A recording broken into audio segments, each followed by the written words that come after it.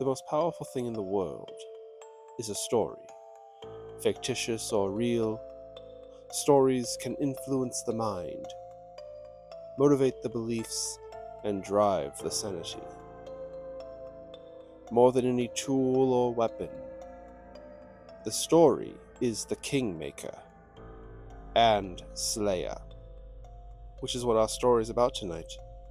It's a tale known as the Esterview Terror.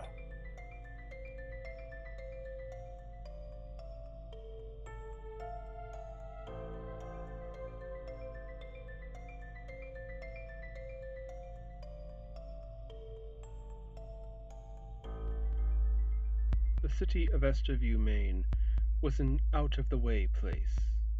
A modest cityscape with only a few buildings that surpassed 3 floors, edging a small woodland that gave way to a salt marsh of the same name. Historically, there is no mention of Esterview. It dated back to the 1700s, though its official date of founding is debated even by the current city council. However, were one to dive into local rumor and hearsay, there is a hidden lore to that strange wetland. Murray Howell was happy to move to such an out-of-the-way place, to an old house only a few hundred yards away from the marsh's edge. After a youth spent in the noisy, violent inner cities of New York, the prospect of not having any other people within a mile of his home was quite comforting. This comfort was the goal of his life, now that he was prepared to work from home full-time. At first, he only went into town for needed supplies or food, but after a few weeks, he became lonely, and the long shadows of the tree line became tormenting. So, he started to haunt the local library. It was there he first met the elder townfolk, who likely saw the same sort of interactions that he did. They were pleasant enough people, until Murray made mention of his new home. Even under the burden of wrinkles and stray facial hair, their faces paled and looked worried. One older crone leaned to him and softly warned him of a thing that lived out in the salt marsh. According to her, it was over 100 years old. According to her, the town took 100 years to found because the settlers were so frightened of it. When they first came here, the original Englishmen found no signs of life at all and believed that the area was barren. Meanwhile, Native American legends told of a hideous beast who lived there with his children, whom cackled and consumed each other routinely. That alone wasn't enough to really bother Murray. He quickly dismissed such primitive ghost stories, only to have one of the elder men grab his arm. Adorned in medals and military pride, the old man looked firm and completely sane. He told of a night of havoc caused by the appearance of a monstrous horde that marched out of the salt marsh. Sightings spread like wildfire as dogs were snatched right off their leashes and cats out of window sills.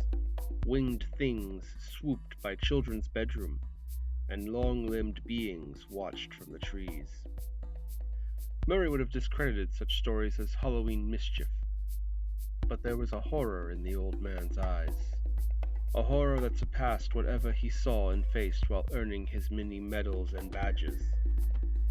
For the first time since moving to Esterview, Murray felt unsafe. He sat down as they began to talk, in turn telling stories of their own memories. The first told of a freak covered in purple fur, with a dog-like head but a human's body, and teeth that were too big and numerous to fit in its own mouth. The thing pranced around his front yard, before finally kicking over his trash can, flipping him off, and running away on its hands and feet. Another withered old man claimed he saw the same creature, and even shot it. But, by his account, the thing was unaffected by the bullet. In fact, it turned back and entered his house by climbing the wall to the upstairs window. Once inside, it ate his cat and spat the poor feline's head out as a warning. Murray was silent as others strained their voices to share the events of that night. One told him of a bird-beaked, elephant-sized lizard that had started making a nest in an old tool shed behind his house. It took flight with feathery wings when they charged at it with a baseball bat and oil lantern. A younger woman said that she was only a child when it happened, but she was visited by a humanoid that crawled into her bedroom window and vanished when she threw a book at it. To that very day, she was still haunted by the thoughts of what it was actually entering her room for. Yet another claimed he had met and even spoken to one of the creatures, even going so far as insisting it had befriended him. He recalled it being like a bat, but the size of a horse with a head of a snake. It spoke his name and offered him baubles, which he proudly held up. A crude pendant of bent sticks, bound together in a star-like shape within a ring of glass. The creature, which the man refused to call a monster, asked for nothing in return for the trinket. After taking it, he flew on the beast's back over the city and watched the world in awe, from the view of a bird or god. The other elders scolded him and hushed him with nasty looks before another told their story. The next person said he encountered a floating blue-skinned humanoid with a crown-like fin around its head. It hissed at him and glared with huge eyes that reflected the light of his car's headlamps.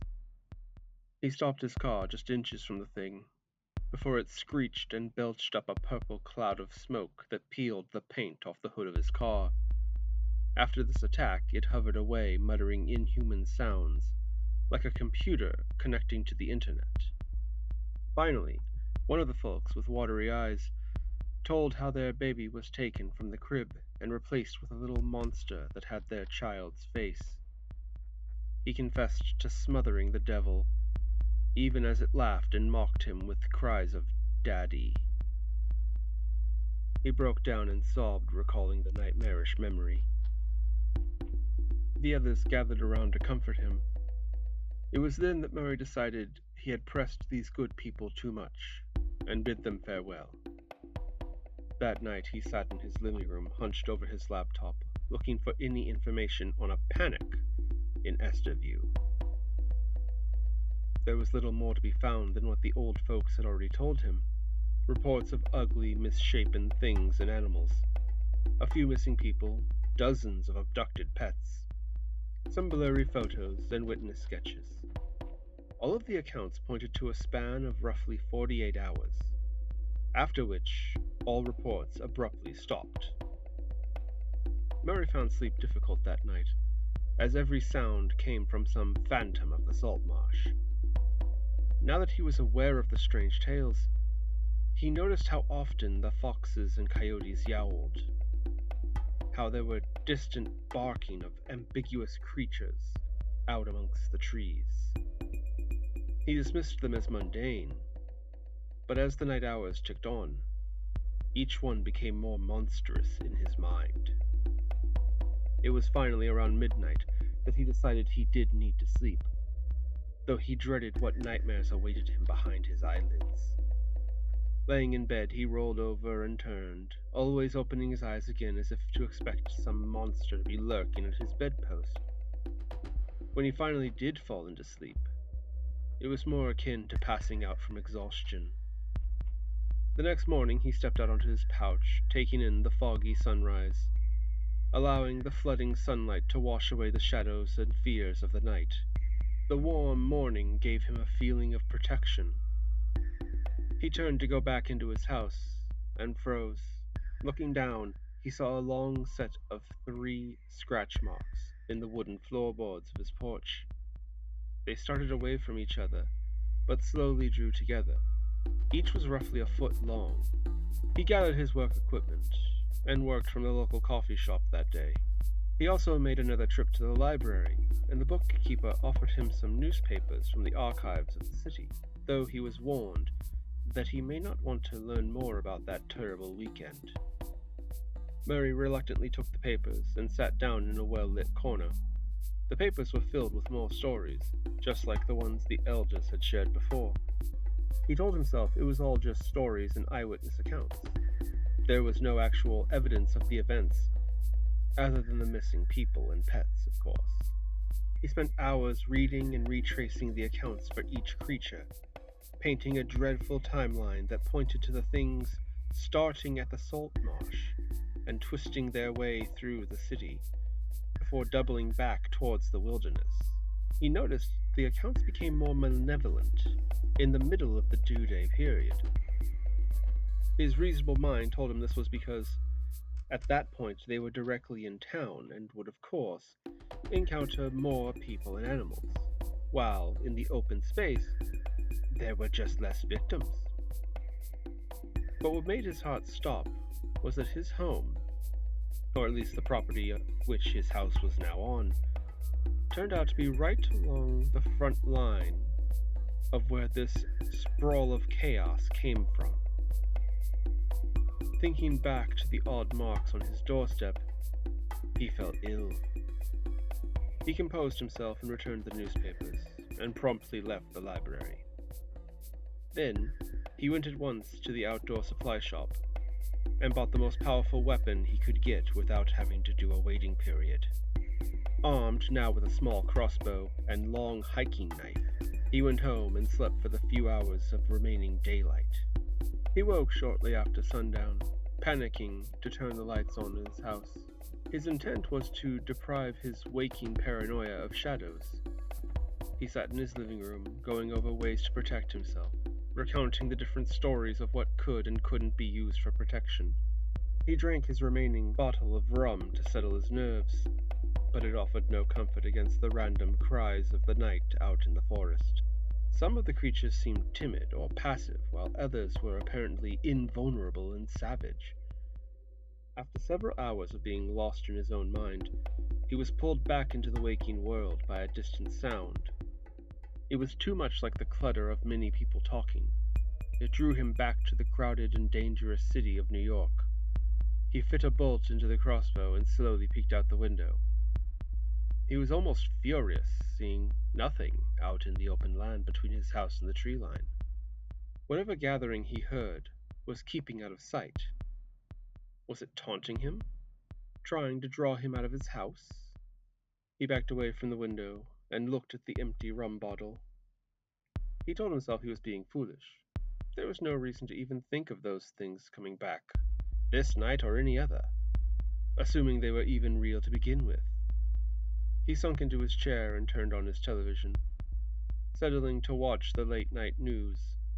More crime and conflict in the world, reaffirming he had made the right choice to move out into this humble outskirt in the middle of nowhere.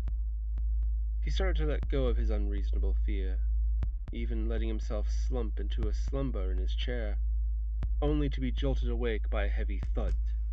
It was on the porch. It had to be. Gripping his crossbow tightly, he marched to the door and remembered how the stories accounted of the horrors fleeing at the first sign of aggression. He had to be bold. He had to drive the thing away. He grabbed the doorknob and threw the door open, shouting a curse.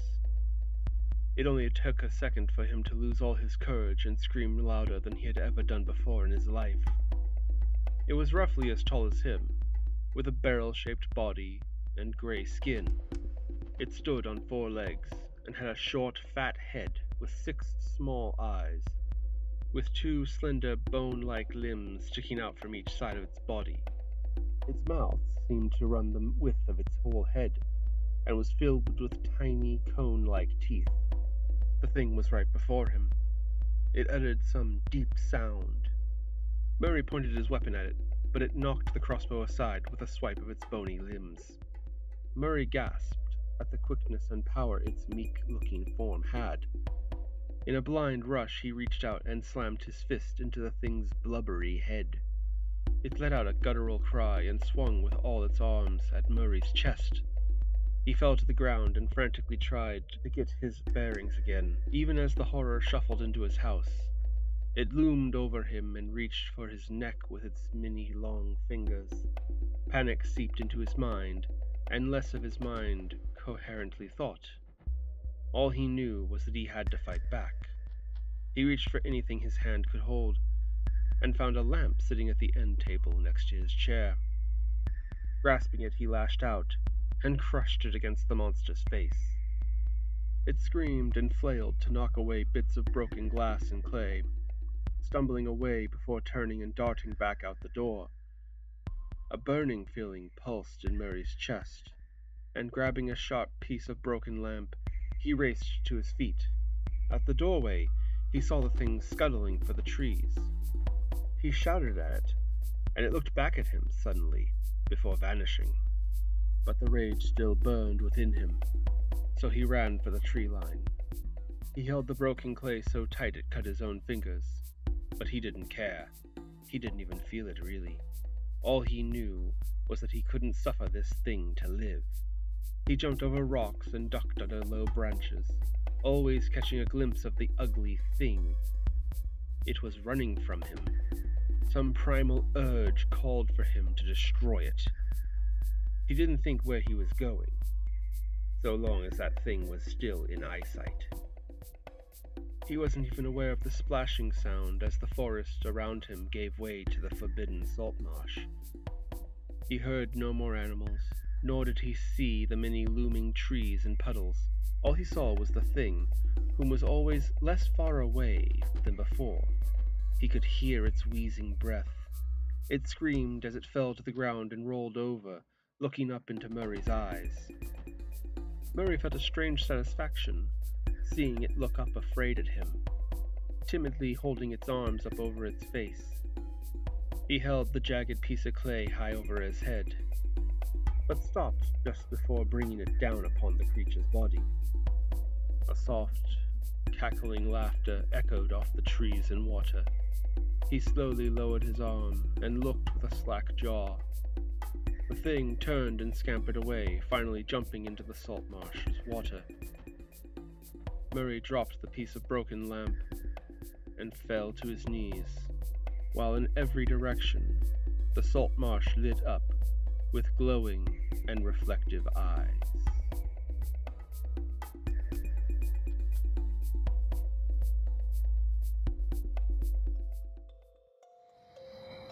Well, I suppose Murray did say he wanted peace and quiet, and I have a feeling when his new friends are done with him, he'll find lots of quiet, and be in pieces.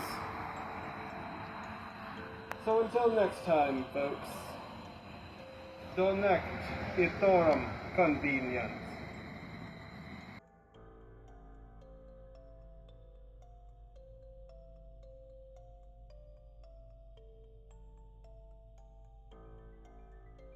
It ate his cat,